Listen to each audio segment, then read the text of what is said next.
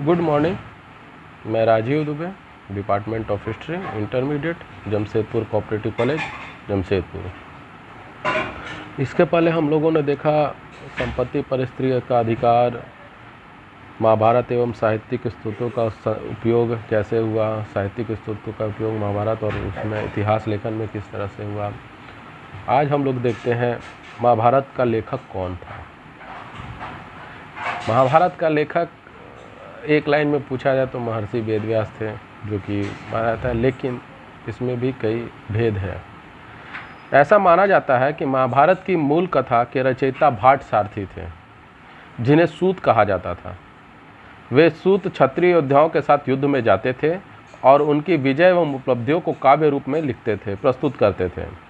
श्रुति परंपरा के अनुसार इन काव्यमय रचनाओं का प्रेषक मौखिक रूप से होता रहा है। श्रुति परंपरा क्या है? यानी कि जब पूर्व में लेखन की प्रक्रिया नहीं होती थी, हम गुरु को अपने बातों से कुछ बोलते थे और शिष्य उसको दोहराते हुए कंठस्थ करते थे, याद कर लेते। ये श्रुति परंपरा थी। तो ये जो काव्य बने, ये काव्यमय रचनाओं का मौखिक ही संप्रेषण होता था, यानी मौखिक रूप से ही ये लोग एक दूसरे को बोलते थे और उसी से सुनाते थे, लिखित रूप में नहीं होता था। 500 ईस्वी पूर्व ब्राह्मण वर्ग ने इस श्रुति परंपरा से प्राप्त महाभारत की कथा वस्तु को लेखबद्ध किया। यानी श्रुति परंपरा से प्राप्त जो कथा वस्तु थी महाभारत की, उसको ब्राह्मणों ने लेखन शुरू किया, लिखना, लेखबद्ध करना, जो 500 ईस्वी पूर्व से शुरू होकर लगभग 500 ईस्वी तक 1000 वर्षों तक चली। महाभारत की कथा 1000 वर्षों तक लिखी गई। यहाँ मूल कथा वस्तु तो प्राचीन थी, चूँकि भाट सारथी के समय की कथा वस्तु मूल तो प्राचीन थी, परंतु उसमें समय के साथ में आए कुछ नवीन चीज़ें भी जोड़ दिया गया। वहाँ के उस समय के जो तत्कालीन, यानी कि जिस समय लिखा जा रहा था, उस समय की सामाजिक स्थिति वगैरह का भी उसमें वर्णन किया गया। कुछ नवीन मानदंड भी जोड़े गए। ऋग्वेद में वर्ण व्यवस्था की उत्पत्ति विराट पुरुष के मुख से मानी गई है। ऋग्वेद में जो मनुष्य की उत्पत्ति और संसार की उत्पत्ति मानी गई, विराट पुरुष के रूप में मानी गई है। उसमें किसी देवी या देवता का जिक्र नहीं किया गया है, विराट पुरुष कहा गया है। परंतु महाभारत में उसे ब्रह्मा के मुख से बता दिया गया है, यानी ब्रह्मा के मुख से मनुष्य की उत्पत्ति हुई है, वर्ण व्यवस्था की उत्पत्ति हुई है। 200 ईस्वी पूर्व से 200 ईस्वी तक मनुस्मृति की रचना हुई। अतः महाभारत में मनुस्मृति से भी संबंधित बातें जोड़ दी गई, जिसमें भीष्म पितामह का 8 प्रकार के विवाह का उल्लेख करना आदि पर्व में, ये मनुस्मृति में भी दिया हुआ है और मनुस्मृति को देखकर ही इसमें जोड़ दिया गया। प्रारंभ में जो कथा थी महाभारत की, उसमें लगभग 10,000 श्लोक कम रहे होंगे, लेकिन जब यह बढ़कर, जब दोबारा लिखना शुरू हुआ तो यह बढ़कर 1 लाख से अधिक श्लोकों वाला यह काव्य हो गया। एक और चीज़ है कि महाभारत का पहला नाम जय संहिता था, बाद में इसे महाभारत किया गया। महर्षि वेदव्यास ने जब इसे लिखा तो इसका नाम जय संहिता था। जय अर्जुन का नाम था और अर्जुन के बारे में ही पूरा, अगर महाभारत को हम लोग देखें तो पूरी कथा जो है, अर्जुन उसका मुख्य चरित्र है, मुख्य हीरो है। अगर आज के हिसाब से देखें, कथा का मुख्य जो हीरो जिसको बोला जाता है या मुख्य किरदार जिसको बोला जाए, वह अर्जुन है। ये पूरी कथा अर्जुन के ही आसपास घूमती है। अर्जुन महाभारत का सर्वश्रेष्ठ वीर, सर्वश्रेष्ठ धनुर्धर।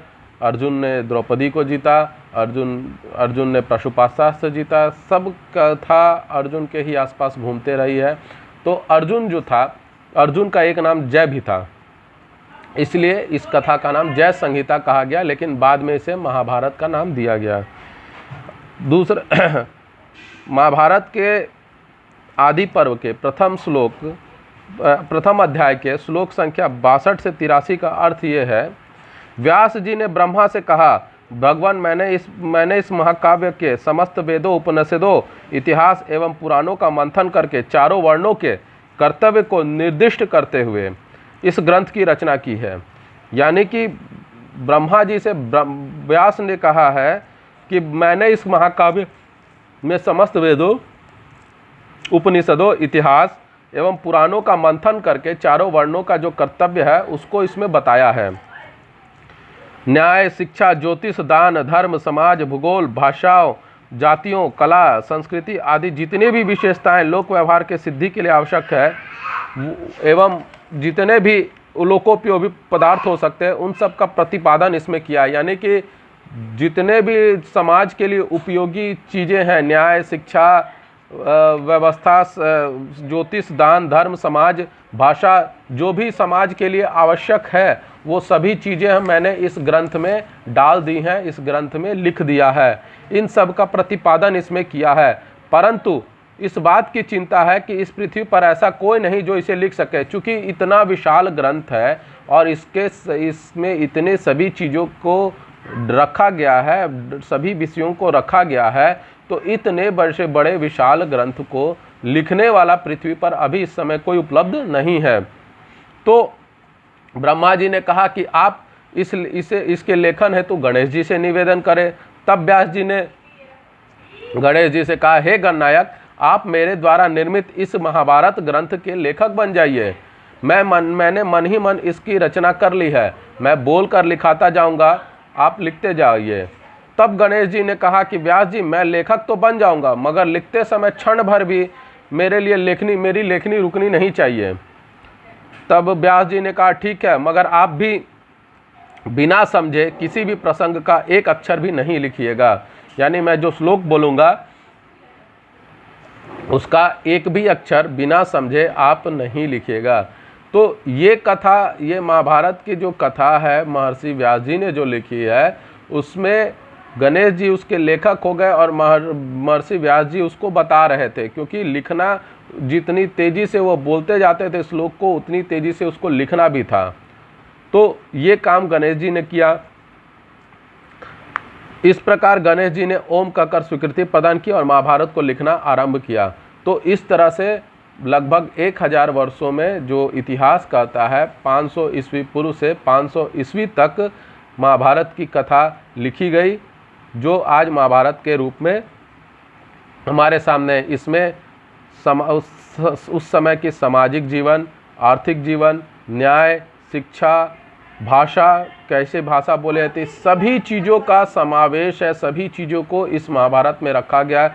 कुछ कुछ आख्यान है यानी कथा के रूप में है, तो कुछ कुछ उपदेश भी है जो कि समाज को एक जीवन जीने के लिए प्रेरित करता है, एक नियमबद्ध तरीके से जीवन जीने के लिए प्रेरित करता है। तो ये सभी चीज़ें महाभारत में रखी गई हैं, महाभारत में इस विषय वस्तु को रखा गया है।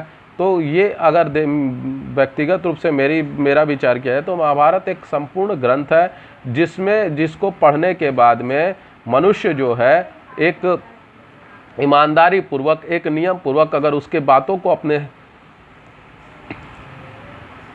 हृदय में आत्मसात कर ले तो वो अपने जीवन को आराम से जी सकता है, बिना किसी कठिनाई का वो आराम से जीवन को जी सकता है उस नियमबद्ध तरीके से।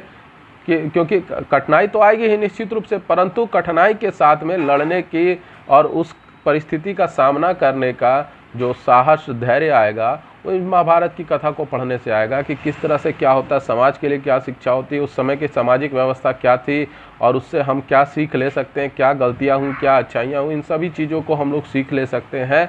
और वो करने के लिए महाभारत की कथा सर्वोत्तम कथा है, महाभारत की पुस्तक सर्वोत्तम पुस्तक है जिसे हम सामाजिक परिवेश में देख सकते हैं। आपको ये वीडियो कैसा लगा?